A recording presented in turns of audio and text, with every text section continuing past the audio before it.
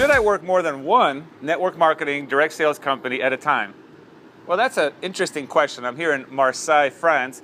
Last night we had a great meeting. Over 500 people were there. And after the meeting, we did the night owl. This is kind of the meeting after the meeting where you take some leaders and you go eat. And we had some amazing local food. And over those discussions, a lot of questions come up and a lot of fun and laughter and talk about our journeys. And one of the questions that came up was, well, what do we do if in our organization somebody decides to work more than one network marketing company? They're working multiple programs.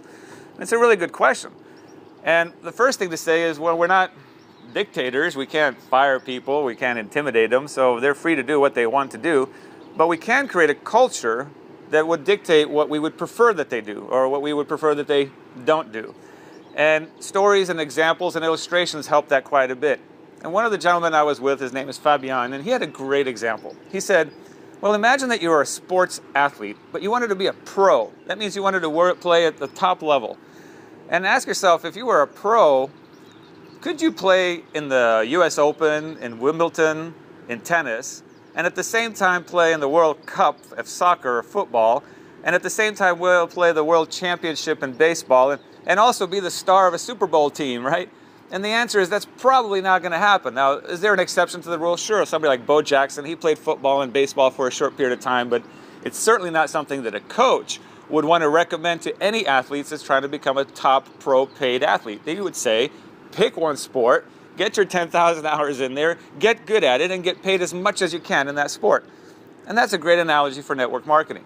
You know, you simply have to pick one company and then get good, work on your skills, and work your way to the top of the pay plan in that company rather than get distracted by working multiple programs. And yes, it is a distraction. Remember that most of your people on your team and within your organization, as they're building, they're doing it part-time. You may even be doing it part-time. I know when I started, I was doing it part-time as well. Well, that's anywhere from 4 to 8 hours a week. Well, if I divide that up between one company, that means I'm giving that one company 4 to 8 hours. That means I'm working my way towards the top of the pay plan or up the middle of the pay plan with a full focused effort. But if I'm working 2 programs, I got to divide those 8 hours and I'm working 4 hours on each one. If I'm working 3 programs, I can't even do the math on that, but it's about 2.5 hours per program. It's very difficult to get ahead financially and build the top of the plan when you're dividing it up like that.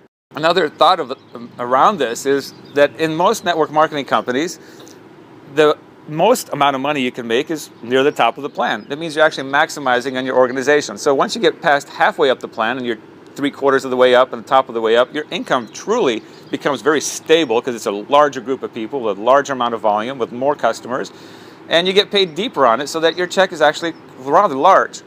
So if you're working 2 different companies, you might work your way up, halfway up, or 1/3 of the way up in both.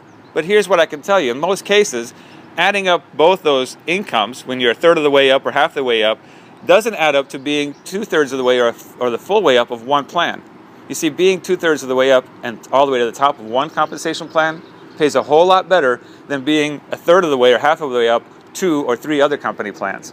And that's just the reality of the way compensation plans are made, because most plans are designed that if you really build it big and build it once and build it to last a lifetime of freedom, it should be there stable and strong and deep for you. Well, let's look at it one other way.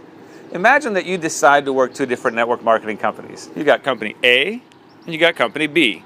And you say, I'd rather hedge my bets and do this. And maybe you can pull it off because you're full-time and you've got the skills for it.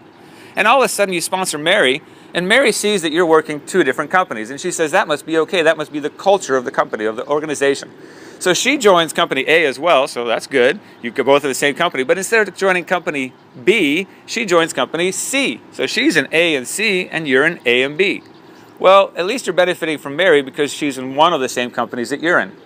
Now Mary goes out and sponsors Jose. And Jose says, look, you're in 2 different companies. Mary's in 2 different companies. I should be in 2 companies too. I mean, that's just the way that it is. And Jose says, I'm going to join company C, just like Mary, and then I'm going to join company D over here because he finds that more interesting. And all of a sudden, Jose's in C and D, you're in A and B, and you're not benefiting from any of the work that he does. He's no longer in any of your organizations. And if you think that's a large exaggeration, that actually happens very quickly, and it can get out of hand also very quickly.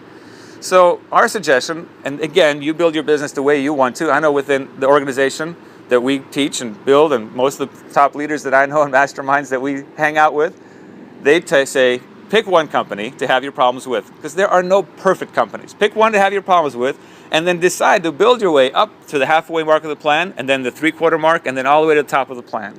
Because that means that you'll have built it once, you'll have built it big, and then you'll have built it for a lifetime of freedom. And then encourage that within your organization. Encourage people to say, let's just pick one. Pick one that you want to do, and then let's do that together. Let's buddy up, let's shoulder to shoulder, and let's get it done. And of course, if they decide to do two, we can't dictate to them what they can or can't do. But we most certainly can be very strong defenders of the organization and try to eliminate distractions. Because the reality is, if people in your team are working more than one program, it will end up being a distraction. So this is Art Jonak in Marseille. We had a great meeting. We're excited. And next, we're going to Barcelona. So we'll see how things go over there. And hopefully, because I've got another topic I want to talk to you, we'll shoot a video from Barcelona and share that as well. So, ciao for now. See you in Barcelona.